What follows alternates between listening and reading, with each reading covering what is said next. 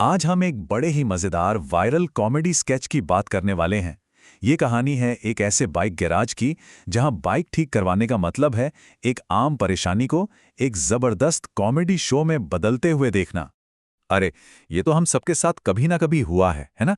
एक छोटी सी दिक्कत के लिए जाओ और बिल देखकर होश उड़ जाए।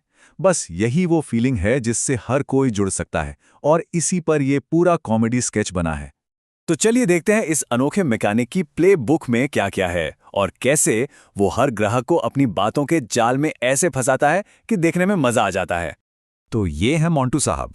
इनके गराज के नियम कायदे ना दुनिया से थोड़े अलग हैं। यहाँ बाइक ठीक हो ना हो, बिल ऐसा बनता है कि देखने लायक होता है। ये देखिए, ये है मोंटू का पहला दाव। एक ग्राहक बेचारा सिर्फ टायर में हवा भरवाने आया था और मोंटू ने सीधे सीधे कह दिया कि टायर ही बदलना पड़ेगा। यहीं से उसके काम करने का अंदाजा लग जाता है। देखिए, मोंटू की जो तरकीबें हैं ना, वो सिर्फ धोखा नहीं है, वो तो उसकी एक पूरी प्लेबुक है। मतलब ऐसी चालाक बिजनेस स्ट्रैटेजी जो सुनने में तो गलत लगती हैं पर हैं बड़ी मजेदार। और उसका बिजनेस मॉडल देखिए, कितना सिंपल लेकिन कितना असरदार है। बस ये 3 आसान से स्टेप्स हैं और कोई भी ग्राहक उसके जाल से बच नहीं सकता। और ये सुनिए, ये उसके दूसरे स्टेप का सबूत है। मतलब दिलेरी तो देखिए, कितनी आसानी से असली पार्ट्स निकालकर उन्हें दोबारा किसी और को बेचने की तैयारी चल रही है। अब देखिए उसकी सर्विस का नतीजा। बात हुई थी 300 रुपए की और बिल सीधा 1250 रुपए। किसी के भी होश उड़ जाएंगे, है ना? और बिल को सही ठहराने का उसका अंदाज तो देखिए, कमाल है। बड़ी मासूमियत से ग्राहक को ही यकीन दिला देता है कि भैया इस सौदे में तो उसी का घाटा हो गया है। अच्छा, अब आगे बढ़ते हैं और देखते हैं कि मोंटू की जबरदस्त सर्विस पर बेचारे ग्राहकों का क्या रिएक्शन होता है। यहां भी बड़ा मजा है। एक तरफ तो है ये बेचारा नाराज ग्राहक, जिसे पता तो चल गया है कि उसके साथ खेल हो गया है, पर वो बेचारा कर कुछ नहीं सकता। उसका ये गुस्सा और लाचारी ही कॉमेडी बन जाती है। और फिर दूसरी तरफ आता है ये भोला भाला ग्राहक। इसे मैकेनिक पर इतना भरोसा है कि अपनी बाइक घंटों के लिए छोड़कर चला जाता है, इस बात से बिल्कुल अनजान कि पीछे क्या खेल होने वाला है।